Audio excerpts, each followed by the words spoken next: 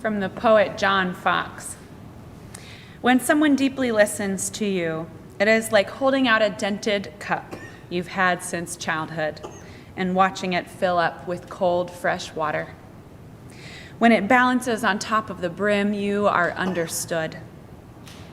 When it overflows and touches your skin, you are loved. When someone deeply listens to you, the room where you stay starts a new life. And the place where you wrote your first poem begins to grow. It is as if gold has been discovered. When someone deeply listens to you, your bare feet are on the earth, and a beloved land that seemed distant is now at home within you. Come, in that spirit, let us worship together. Welcome to worship at the Unitarian Universalist Church of Greensboro, North Carolina. I'm the Reverend Sadie Lansdale, and I'm the minister of this congregation.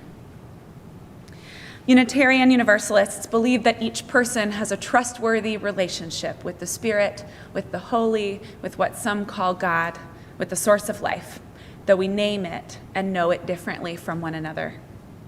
And we believe that because we are all interconnected, nobody is free until we all are free. So we strive to create beloved community here on earth in our fellowship with one another and in our work for justice. Whether today is your first or your 1000th Sunday in our midst, we are stronger because you are with us. We are one people of many beliefs, many origins, abilities, sexualities, and genders. We are all growing, all learning, all loved. And just as you are welcome here. Should you have your phone on in church making noise? No. Should you take your mask off? No. We're not singing as a congregation today. Our service is slightly shortened, and we are anticipating a return to a slightly more normal feeling next week, though we will, of course, all still be masked. A very warm welcome today to Chelsea Morrow and Laura Muna, our guest musicians. If you're online and you'd like to get more connected, you can click the link in the description of this YouTube video and let us know how we can connect with you.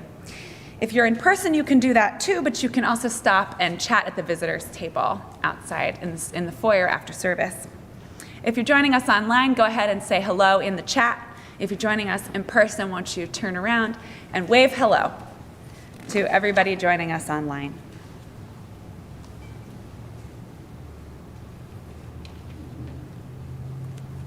My name is Cindy Dillard, and I am the Director of Children's and Youth Ministry.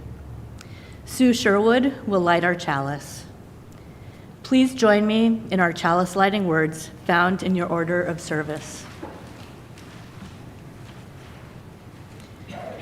We light this chalice, symbol of our Unitarian Universalist faith, to remind us to connect in spirituality and service, to care for each other and the world, and to create loving community. A covenant contains the promises we make to one another in response to the great gift of living, holding ourselves to these holy aspirations. Will you join me in our church covenant? We, the members of the Unitarian Universalist Church of Greensboro, do covenant to promote a search for personal meaning, respecting the individual truth in a community process of quest. Speak and act with caring, courtesy, love, thereby maintaining emotional, physical, and spiritual safety for all. Support UUCG and denominational efforts with our resources. Combat injustice while promoting equality. Nurture our children on their spiritual journey, and hold ourselves to this covenant, especially during times of conflict and disagreement.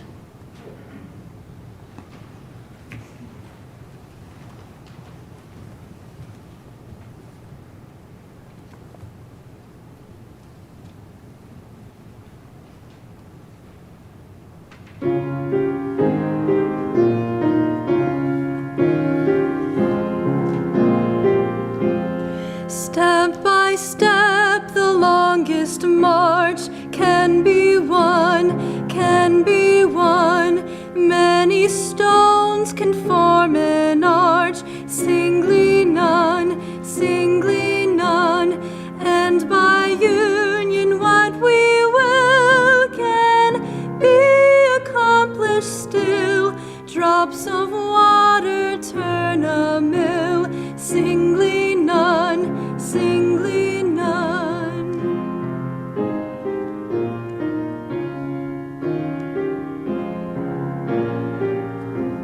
Step by step, the longest march can be won, can be won. Many stones can form an arch, singly none, singly none. And by union, what we will can be accomplished still. Drops of water turn a mill, singly none, singly none.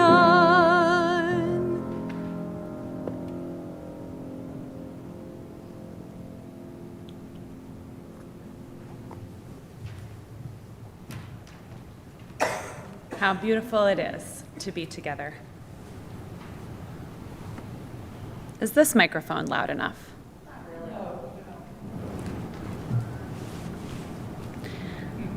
Is it beautiful to be together now?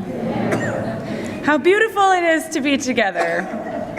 We gather in gratitude this morning, turning our hearts to thanks and praise for the gift of living, in the presence of the Spirit that animates all life, and in the knowledge that we are powerfully, profoundly connected to all that is, all that has been, and all that will be. During these next few minutes of silence, you can focus on something you're grateful for, someone you're remembering especially today, or just the sensation of your chair supporting you.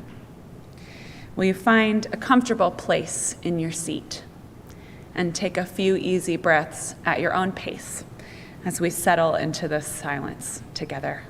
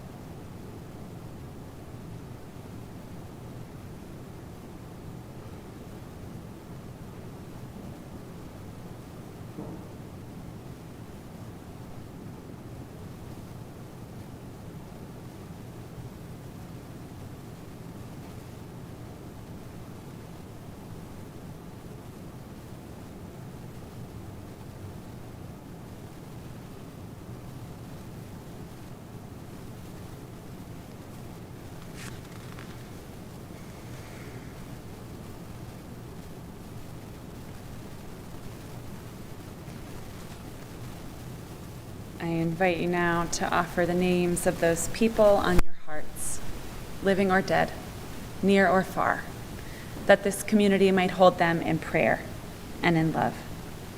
You can type them in the comments if you're joining us online. You may speak them now.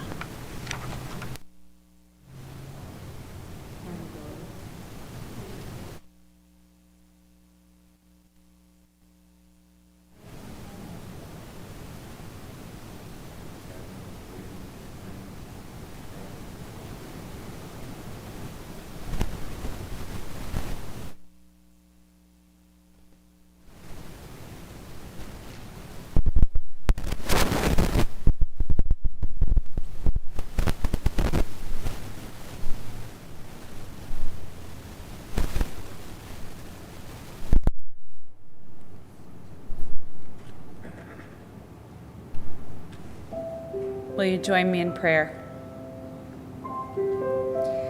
Spirit of life, source of all, we are grateful for the warmth of this place, for the light that finds its way here, even on gloomy days, for the silence and for the song. We hunger with those who hunger. We thirst with those who thirst. We weep with those who weep. We rejoice with all who rejoice. We dance with all who cannot keep from dancing. We rest with those who rest. Spirit of life, we know that you are in the silence and in the song, company through hunger, thirst, and tears, ever present in rejoicing and dancing and rest. Our prayer this week is much the same as it is every week, for love to be shown to us, for our hearts to be opened, and for mercy, for justice, for peace. We ask these things for ourselves, for those we love, and for those we do not love. Amen.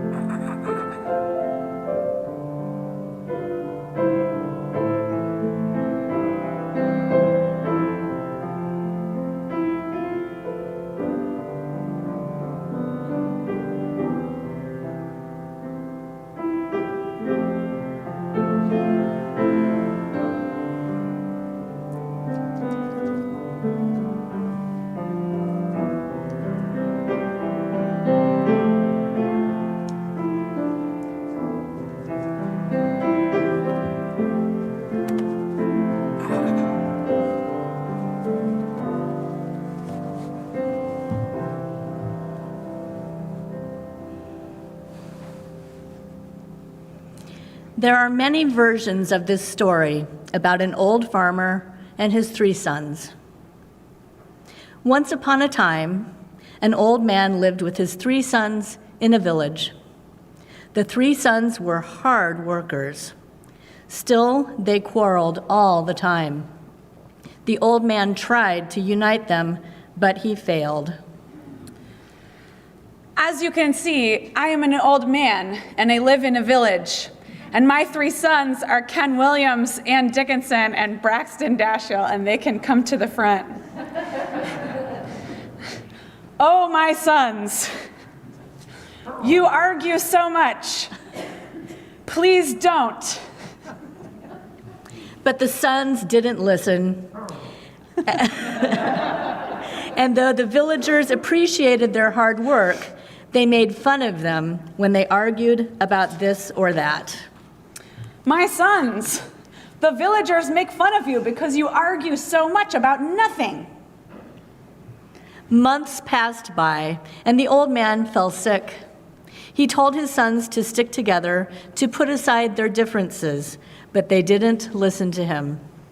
So he decided to teach them a practical lesson so that they would forget their differences and work together. The old man called his sons.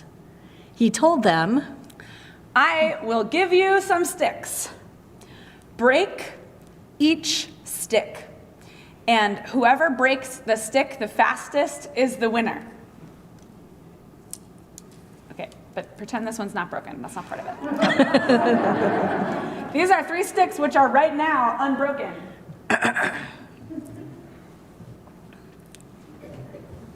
Okay, my sons, break your sticks.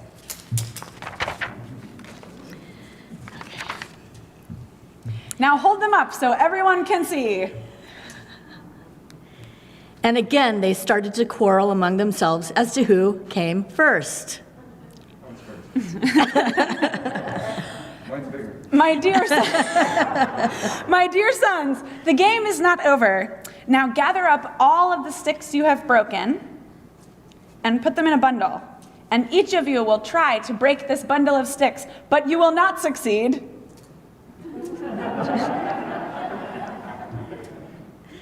The sons agreed, and each tried to break the bundle of sticks.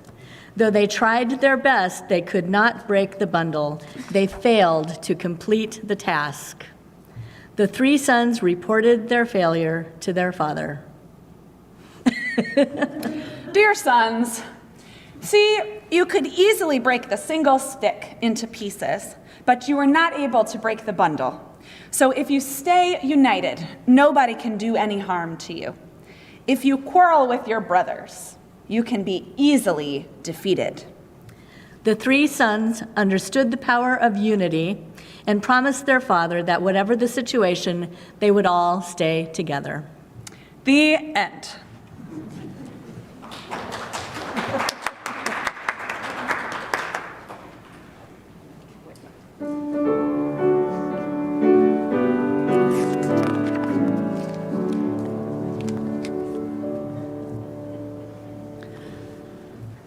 Well played, my sons, well played. I'm going to tell you the extraordinary story of the workers' victory at Smithfield Foods in Bladen County, southeast North Carolina. But before I tell you about their win in 2008, I have to tell you about their losses. Smithfield Foods is a vertically integrated pork company, which means they own the farms and the processing plants, and they control the shipping. So in 1994, the United Food and Commercial Workers Union, the UFCW, attempted to help workers at the Tar Heel plant form a union. They followed the standard union playbook of the time, seeking only 30% of the workers to sign union authorization cards, after which they'd file for an election with the National Labor Relations Board, the NLRB. The company, however, had updated its tactics, emboldened by the labor-busting legacy of Ronald Reagan. Its plan included intimidation, threats, violence, and all sorts of abuses. The company won with 704 votes for the employer and 587 for the union. in a very low turnout election. In 1997, they tried again, and they lost even worse. The union filed more than 100 labor law violations against the company, resulting from that disastrous fight in 1997. The company had been having people arrested as they tried to come in and vote, hiring their own police in riot gear, and embarking on the kind of intimidation campaign that seeks not only to beat you, but to drive you to despair. According to the congressional testimony of a former manager of Smithfield Foods, it was the employer's plan to replace the majority black workforce with a majority Latino workforce so that they could keep the workforce divided through their outright segregation plans and stoking racial tensions, and so that they believed they could more easily control and exploit a primarily undocumented workforce. So a few crucial things happened between 1997 and 2008. Keith Ludlam, a white guy, Ollie Hunt, a Lumbee guy, and Terry Slaughter, a black guy, joined forces in the livestock department to sketch out the strategy for a union victory. Ollie Hunt is quoted as saying, "Me, Slaughter, and Keith, we had a tight relationship. People would see the white, the black, and the Indian, and management knew trouble was coming." These workers developed the plan to map out the entire factory, to speak to each worker individually, and to build the supermajority they would need to win. So the next thing was this. The Latino workforce, which by that time I think was about 60% of the entire plant, had been told by management that they had to prove their immigration status. In 2006, more than 1,000 of them walked off the job, shutting down the plant entirely. This is called a Wildcat Strike. It's not authorized by union leadership, and union leaders have historically responded in really different ways to Wildcat Strikes. But the UFCW had hired an organizer named Gene Bruskin, a leader who, when he got wind of the Wildcat Strike, ordered 100 pizzas and 1,000 bottles of water to the picket line in the height of summer. He was a leader who understood that workers win union fights through their strategy and their power, not a pleasant back and forth and a closed-door handshake. And they did indeed have some power. They shut down the whole plant. And then comes a name that many of you may know. Reverend Nelson Johnson of Greensboro was instrumental in changing this fight from an inside-the-plant worker fight to a community fight. He invited his colleague, another name you may know, the Reverend William Barber from Goldsboro, to join in some planning. So now Reverend Barber is pretty well known as the main architect of the Moral Monday movement. This is called moral fusion organizing, seeking to unite people not based on political party, but on a sense of right and wrong. At the time, though, he was a relatively not very well-known pastor, and he had just won the election to the state branch of the NAACP, challenging an incumbent who accepted financial gifts from Smithfield. One of his first acts as the head of the North Carolina NAACP was to refuse a $10,000 payment from the management at Smithfield Foods. So these leaders, along with others, led religious communities across the state in picketing Harris Teeters, demanding that Harris Teeter stop selling Smithfield products until Smithfield treated the community better. Smithfield began receiving calls from the Harris Teeter board about the agitation, led by these black clergy and community leaders. In December 2008, the workers won their union. This was the single largest private sector unionization since the turn of the millennium. The workers won $15 an hour, which in 2008 dollars was not anything to sneeze at. They joined other workers at a poultry plant nearby, giving them guidance in their own union struggle, and they formed a worker-led movement in a racially diverse workplace where the management specifically tried to weaken them by stoking racism and resentment. Stronger together indeed.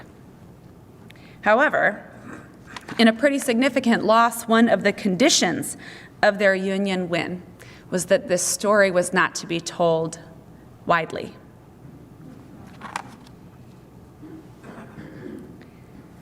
This is the single largest private sector unionization since the turn of the millennium, and it is a shame that it is not more widely heard. A union is fundamentally a project of figuring out to what extent you and your coworkers can depend on one another. If your trust in each other can grow stronger, then your fear of retaliation from the boss. This kind of worker victory is the most politically powerful expression of our Unitarian Universalist faith. These worker-led Wildcat Strike, courageous movements of spirit, where even against violence, intimidation, and all odds, human dignity asserts itself in community.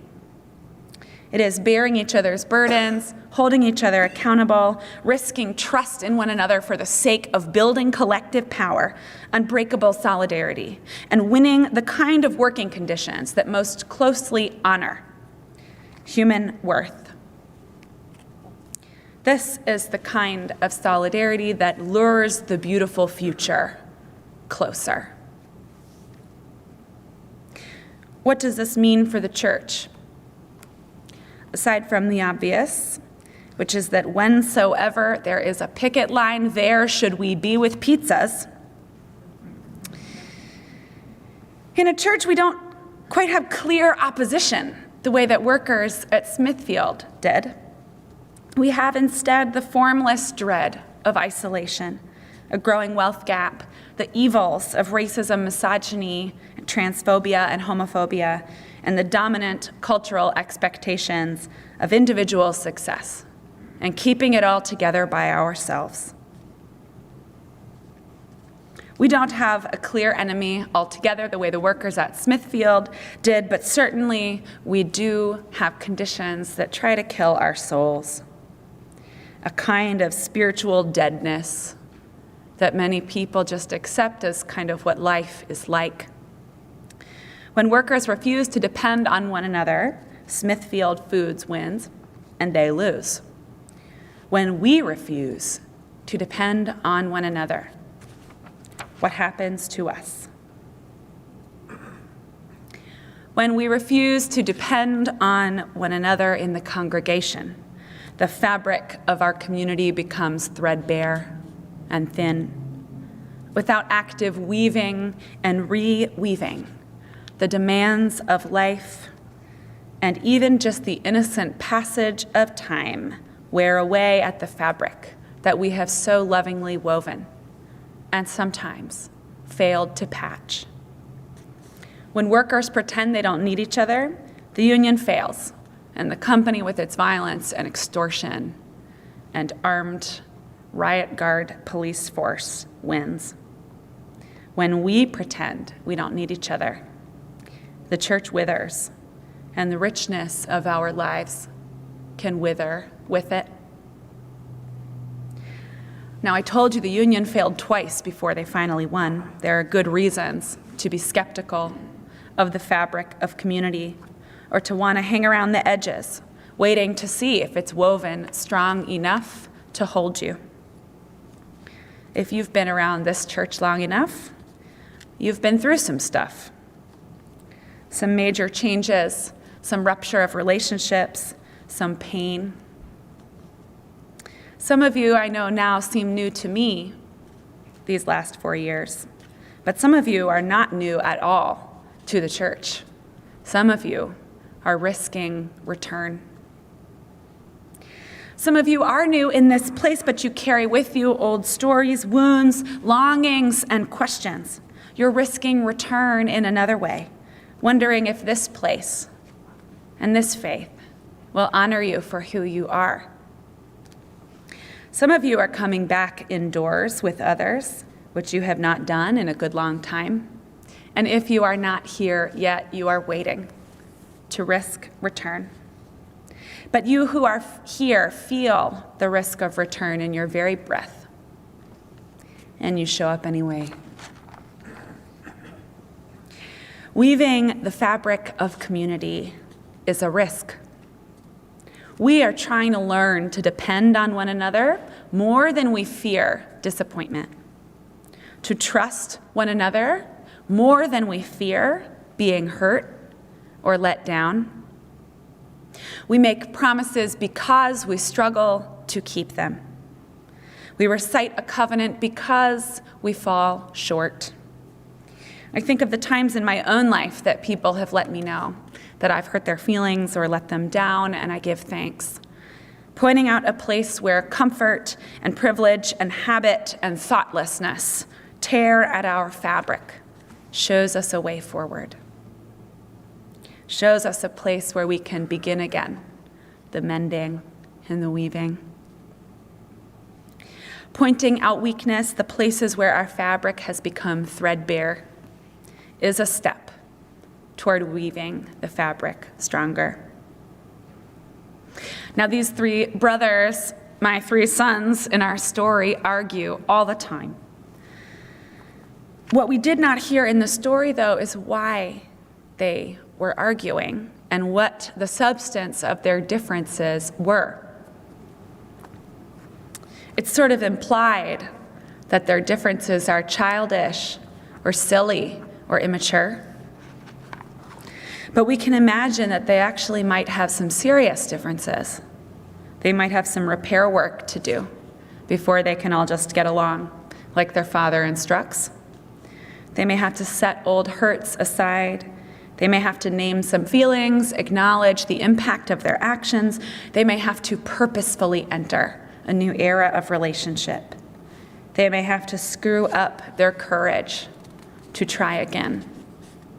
In our story, the instruction the father offers sounds so easy, and this is his failure. The failure of the old man in the story is the inability to see that it can be difficult. And so it could be for us.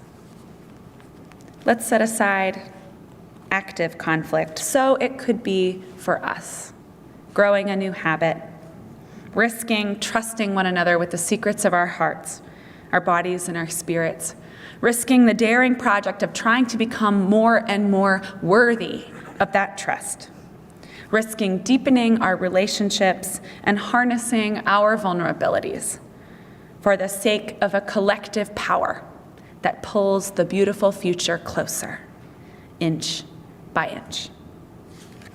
May it be so for you, and so for us all. Amen.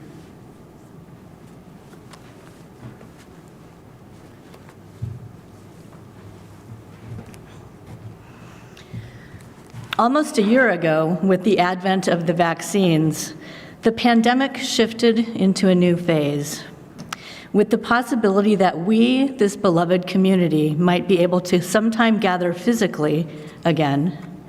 I had an idea for a collective art project. It would be a way for everyone to explore and reflect upon the year we just experienced, and a way to prepare to return. It would also be a way to show what we love about UUCG and what we hoped for the future. During March and April, you were invited to let your creativity run wild, and the result was breathtaking.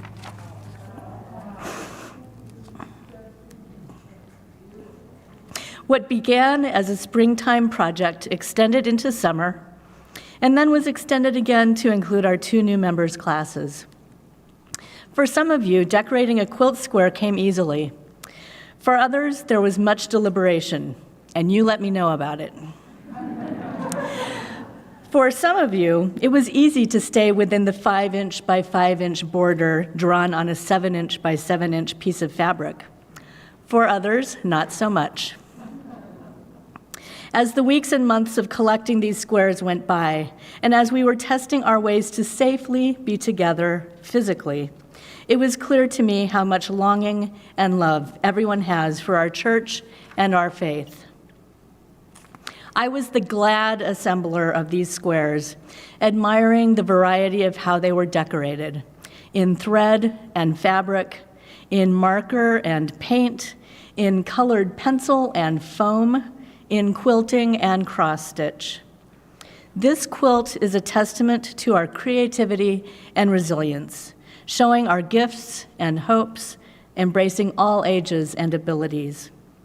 By sharing our different perspectives and approaches, these individual squares, gathered as one, represent our strength when we come together, while being apart, and the promise of joy and love that we carry forward.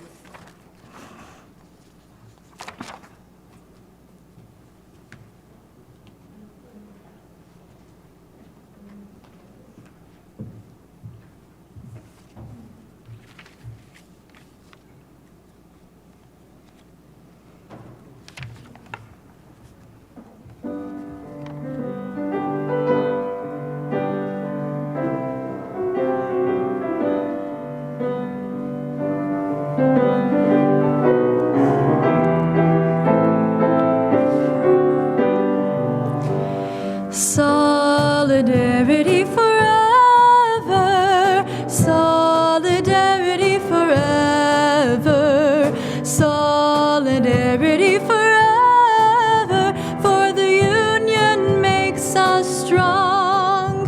When the union's inspiration through the workers' blood shall run, there can be no power greater anywhere beneath the sun. Yet what force on earth is weaker than the feeble strength of one? But the union makes us strong. Solidarity forever, solidarity forever, solidarity forever, for the union makes us strong.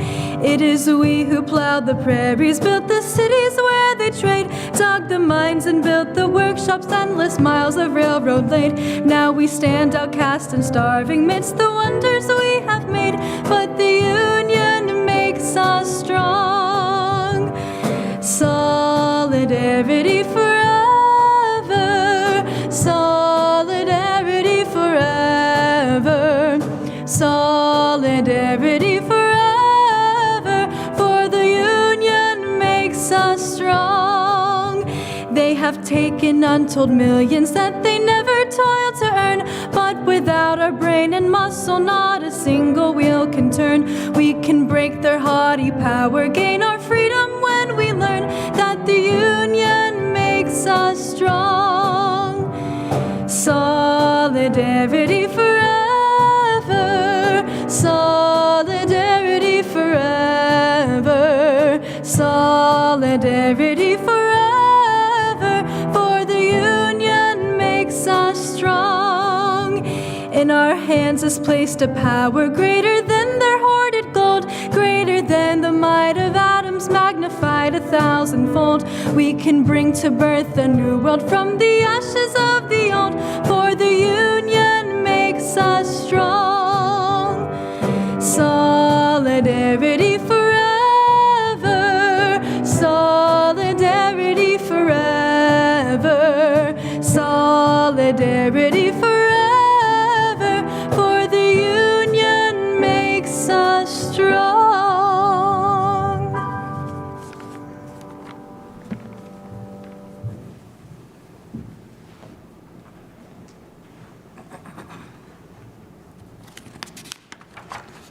One of the ways we live out our mission to create loving community is to contribute financially to the ministries of this congregation and to the good work of our community partners. One of the ministries of this church is our Ministers' Discretionary Fund, which is available to anyone in a tough spot, member or not. We can help with things like light bills, rent, groceries, or other needs. Reverend Sadie's email and phone number are on the back of your order of service, or you can contact the church through our website. Our offering this month goes to the Triad Health Project. They are an organization focused on ending the stigma of HIV, encouraging testing and safer sex practices, and advocating for the worth, dignity, well-being, and resources of people living with HIV. If you'd like to make a contribution via PayPal to the church for our offering to be split with the Triad Health Project, you can do so at the link in the description of this video. You can also mail a check. Ushers will come forward to collect the offering with long baskets. Our offering will now safely Gratefully be received.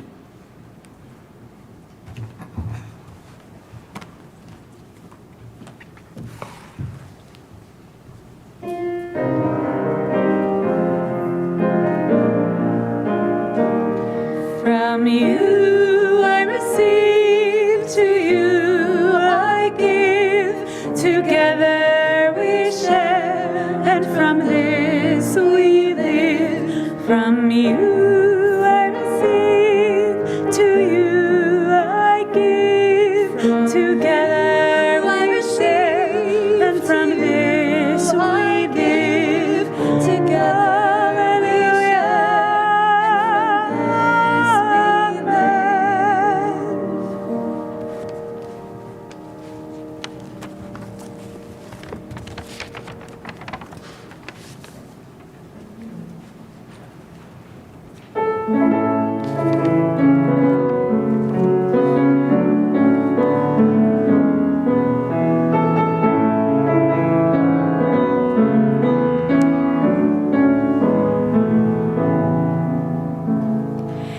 As we go marching, marching in the beauty of the day, a million darkened kitchens, 1,000 mill-lofts gray, are touched with all the radiance that a sudden sun discloses. For the people hear us singing, bread and roses, bread and roses. As we go marching, marching, we battle too for men, for they are women's children, and we mother them again. Our life shall not be sweated from birth until life closes. Hearts starve as well as bodies. Give us bread, but give us roses.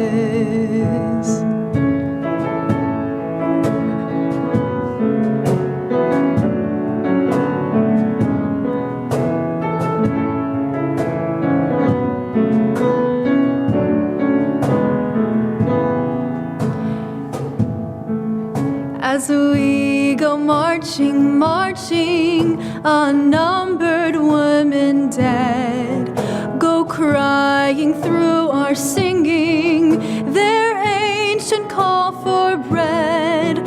Small art and love and beauty, their drudging spirits new. Yes, it is bread we fight for, but we fight for roses too. As we go marching, marching, we're standing proud and tall. The rising of the women means rising of us all.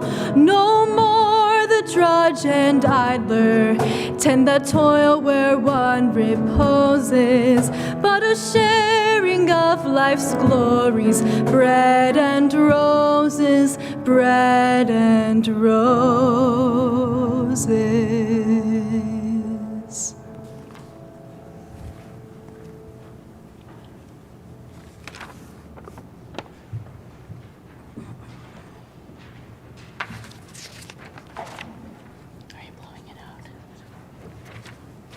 Will you join me in our chalice extinguishing words?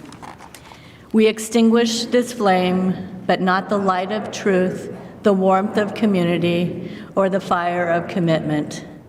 These we carry in our hearts until we are together again.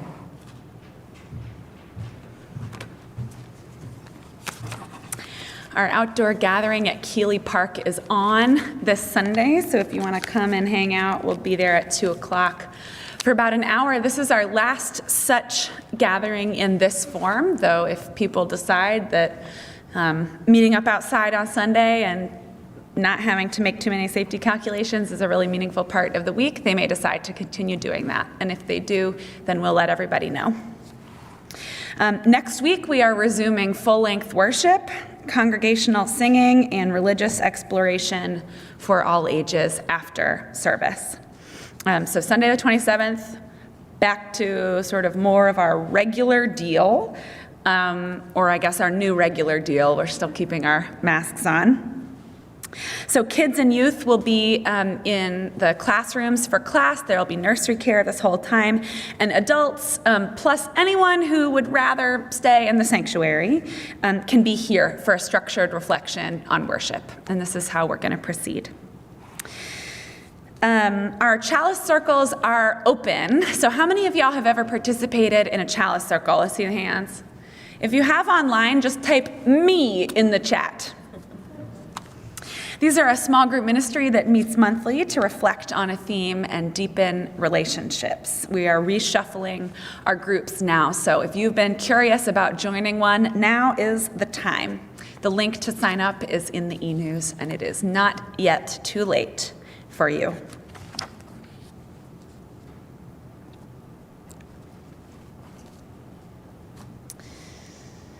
Go in peace, go in love, go in joy.